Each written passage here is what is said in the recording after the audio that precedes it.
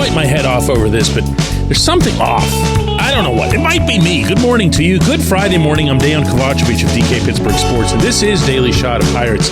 Comes your way bright and early every weekday. If you're into football and or hockey, I also offer daily shots of Steelers and Penguins. Where you found this. There are now 6 days until the 143rd opening day of the Pittsburgh Baseball Club. That, of course, will come in Miami. And the roster is closer to certainty. The various depth charts and roles are closer to certainty. For example, Derek Shelton telling reporters in Florida last night that Roansy Contreras is going to be part of the bullpen. He's seen now as a reliever. Makes sense. Been forecasting that one for a while. And you're just another step closer. Josh Palacios, who had been seen, I think, by a lot of people as the default right fielder even 6 to 8 weeks ago, was sent to Indianapolis. So little stuff like that happens. It's on the periphery of the roster, and it gets you there. And this is where I am. The closer it gets to being there, the more I feel uncertain about 3 different areas. One of them is right field. Because without Palacios there, and not that Palacios was going to be, above and beyond anybody's expectations, he's in his late 20s. He is probably what he's been.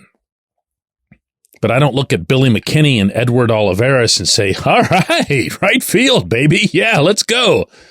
I don't even do that with Jack Sawinski sliding over there and Michael A. Taylor taking over center field. Yeah, it's wonderful. Always a calming thing to have somebody in center who can make all the plays.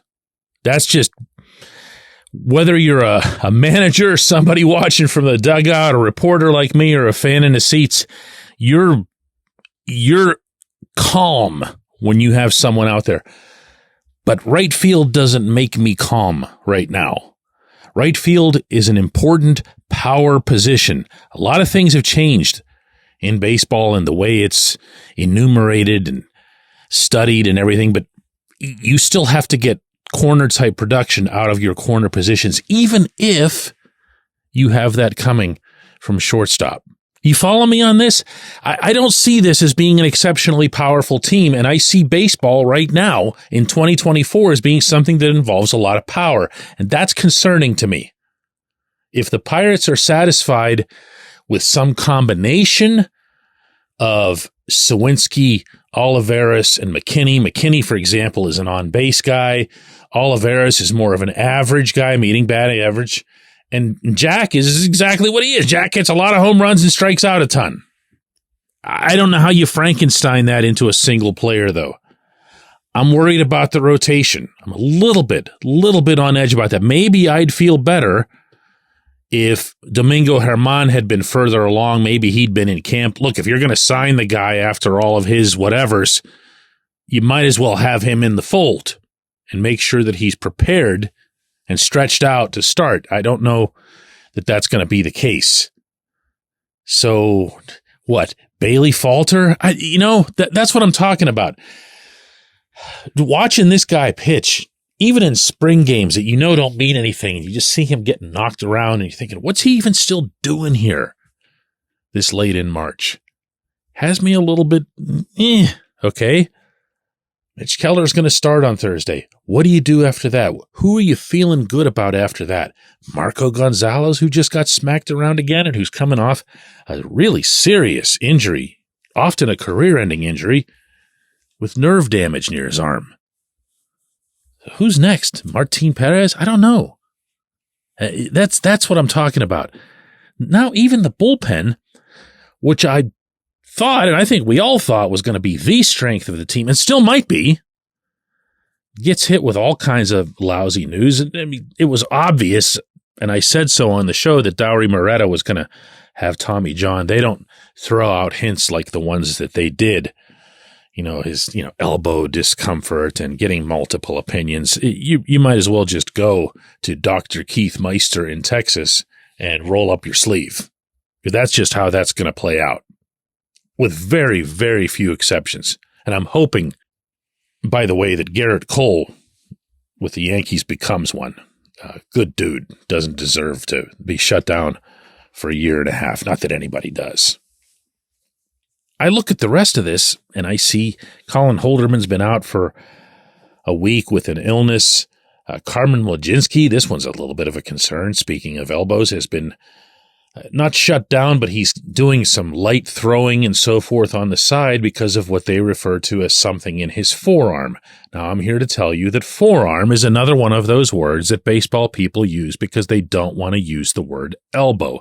The ligaments are all in the same region. They're all connected. And whether it's exactly in whatever we think of as the elbow or it's a little bit further up, it's an elbow issue. So I wouldn't be surprised, and I'm not being Todd Tomzik here on you, but if you see him get shut down, I don't see Mlodzinski with how hard he throws, the torque with which he throws and everything else, just all of a sudden being fine by Thursday in Miami.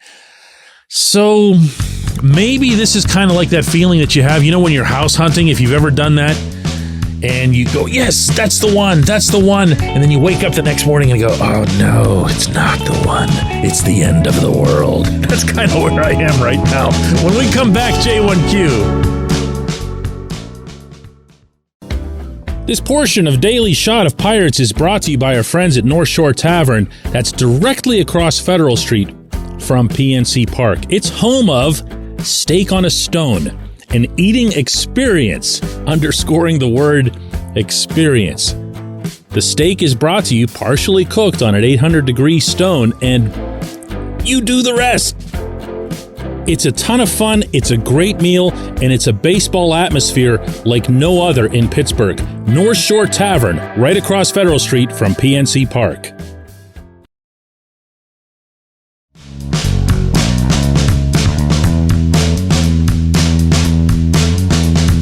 Today's J1Q comes from Tom, who says, hey, DK, I recall when Henry Davis was drafted first overall, one of the things that people liked about him, over and above even his talent, was that he had that personality, that makeup to be that guy, the leader in the clubhouse and on the field. If that's the case, why send him down ever? From everything I've seen and heard about him, he's got the fire. I don't care what any scout says. We've seen this guy get better, and we've seen him get better quickly. He isn't done. All he has to do is be okay at catching to make a huge difference in the win column. Tom, I agree with you, but that's not what you're asking me. You asked me if that's the case, why send him down ever? Now, I can give you my opinion, or I can give you their viewpoint, their stance on this, and I'm going to do that first. Ben Cherington values defense and the commanding of a pitching staff in the catcher position so many times more than he values anything else out of it. He just happens to be that guy who sees the catcher as not even really an offensive position. He sees it as somewhere where you have to basically hide the bat because that individual is so valuable to everyone else and to everything else that occurs when your team is in the field. I don't share that. I don't even come close to feeling that way. I feel, and let me see how you put this because I kind of liked it. He said, yeah, all he has to do is be okay at catching to make a huge difference in the win column. I'm with you on that. Now, I'm not prepared to write up a college thesis on it, and you might not be either. But I'll take a catcher who can hit. I'll take a catcher who has impact in both facets. And I'll take that catcher on Thursday in Miami. There's no reason whatsoever to keep Henry down. None.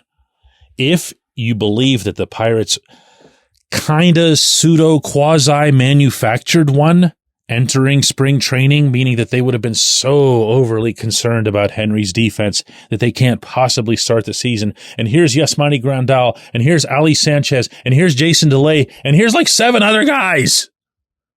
just to make sure that there's insurance in this god-awful event that we have to put Henry behind the plate for even an inning with a 10-run lead, the way they acted all last season. I didn't see that. Now, I don't have a baseball scout's eye. I don't have an ear on the wall of where a pitcher might be complaining to them in the background. It says, you know, he can't frame anything I do. I'm not going to be able to throw my cutter or my curve to this guy. I certainly can't throw it with a man on third. What am I going to do? What am I going to do? Can you just put Grandal back there? And Grandal's not very good defensively either. That's me, not the guy's voice. I just want to see Henry play. I'm totally with you on this. I want to see somebody take charge of this team. I want to see a leader type. He's not the only one. He's not. I believe in Paul Skeens in this capacity. I believe in, and don't shrug this off because he's young, but Leover Peguero has a really outgoing personality that I think is good for this team. You want to feel some of that cockiness. Endy Rodriguez, I know he's out for the year and everything, but Endy has a lot of that in him too. You're not going to get from 2012, I'm speaking figuratively, to 2013, the way the Pirates did in those 2 years, you're not going to cross from one to the next until you have those intangibles to go along with the tangibles. I loved this question so much, Tom. I appreciate it. I appreciate everybody listening to Daily Shot of Pirates. Our long wait ends in 6 days, but we'll be back with another one of these shows on Monday.